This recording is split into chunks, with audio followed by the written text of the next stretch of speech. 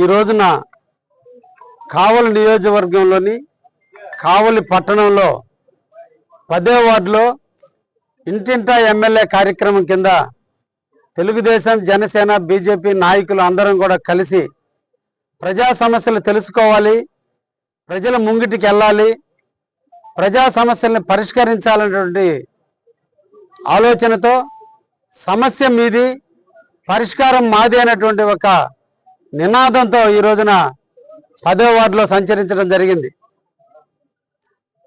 ముఖ్యంగా ఈ వార్డులో ఇంకా కొన్ని ప్రాంతాల్లో సిమెంట్ రోడ్లు వేయాల్సినటువంటి అవసరం ఉంది.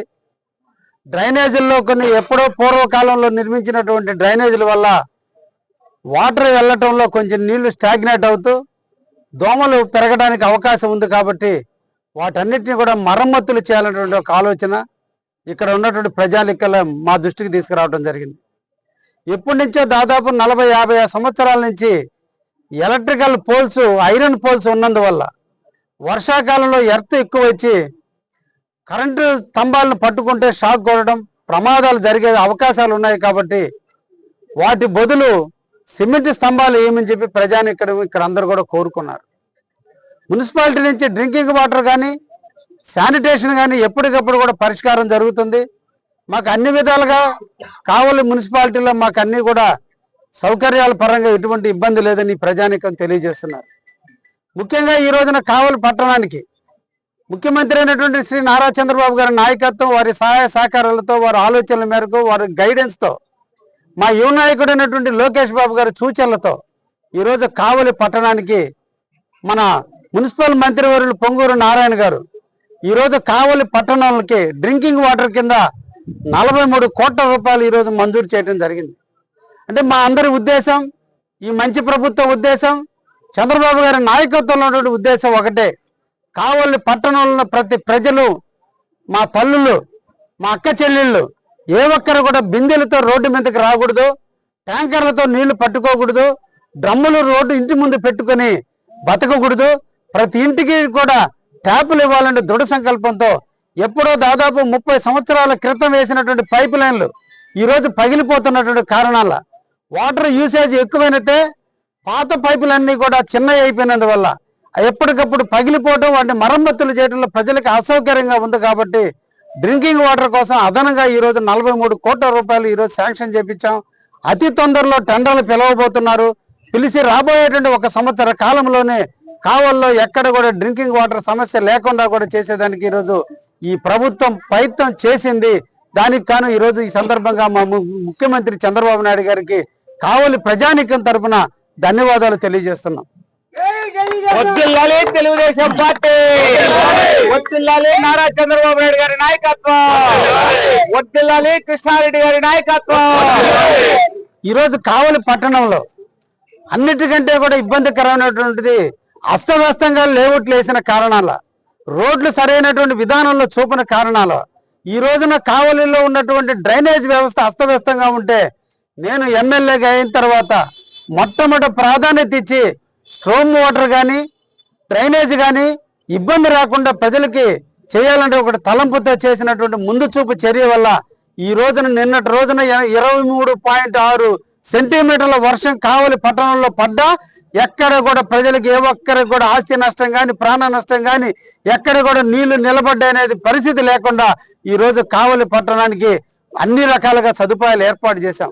ఇంకా ముందు చూపుతో ఎప్పుడు వేసినటువంటి డ్రైనేజీలు సన్నటి డ్రైనేజీలు వేసినందువల్ల ఇళ్లలో అందరూ కూడా మిద్దెల మీద మిద్దెలు ఏర్పాటు చేసుకుంటే అన్న నీళ్లు పోవాలంటే ఆ డ్రైనేజీలు పట్టడం లేదు. కాబట్టి ఆ కాలంలో మరమ్మతులు చేయటం కానీ కొత్త డ్రైనేజీలు కట్టేదానికి ఈ రోజున 80 కోట్ల రూపాయలు ఈరోజు ప్రభుత్వానికి నివేదికలు పంపడం జరిగింది.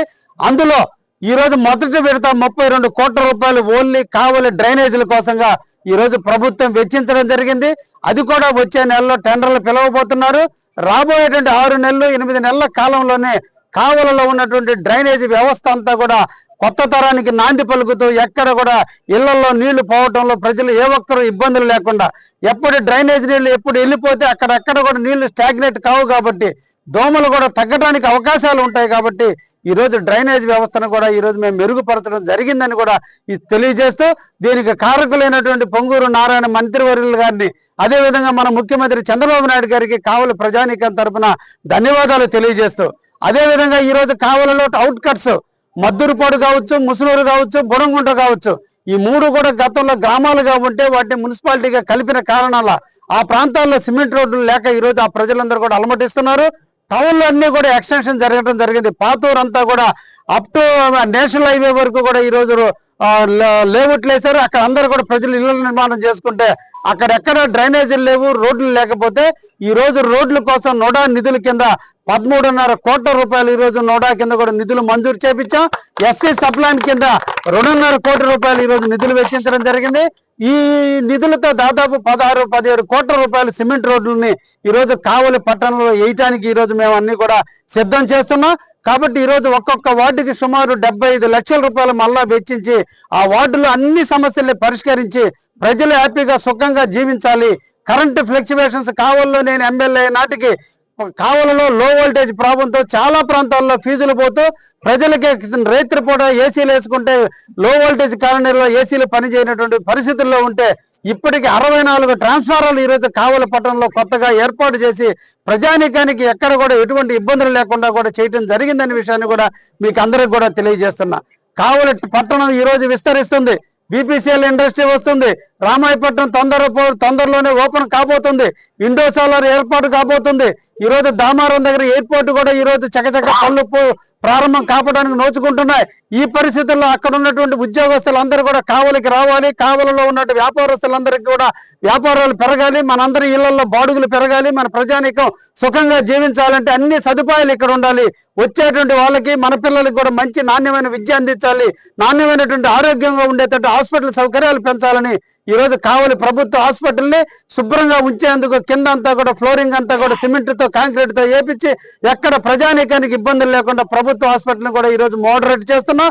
అదే విధంగా అన్ని ప్రాంతాలని అనుసంధానం చేసుకుంటూ ఇప్పటికే దాదాపు ఓల్డ్ గా వేసినటువంటి పైపులన్నీ కూడా మరమ్మతులు చేసేదానికి దాదాపు 7 కోట్ల రూపాయలు ఈ రోజు వెచ్చించి ఆల్రెడీ టెండర్లు పిలవడం జరిగింది. టెండర్లు కూడా పూర్తయినాయి. అతి తొందరలో ఆ వర్కులు కూడా ప్రారంభించి ఎక్కడ కూడా నీటి సదుపాయాలలో లోపాలు లేకుండా చేసేదానికి కావాలని ఎప్పుడు కూడా మేము నిరంతరం కూడా కాపలా కాసుకుంటామని కూడా ఈ సందర్భంగా ప్రజానీకానికి తెలియజేస్తూ సమస్య మీది, పరిష్కారం మాదిగా ఉండాలి. కాబట్టి మీ సంక్షేమ పథకాలు ఎవరికైనా ఆ రోజులో అర్హులై ఉండి కాలనీలు రాకపోయినా, అర్హులైండి పెన్షన్లు రాకపోయినా మీరు సచివాలయం దృష్టికి తీసుకెళ్ళండి. సచివాలయంలో మీకు స్పందన రాకపోతే ఎమ్మెల్యే కార్యాలయంలో మీరు అర్జీ ఇవ్వండి.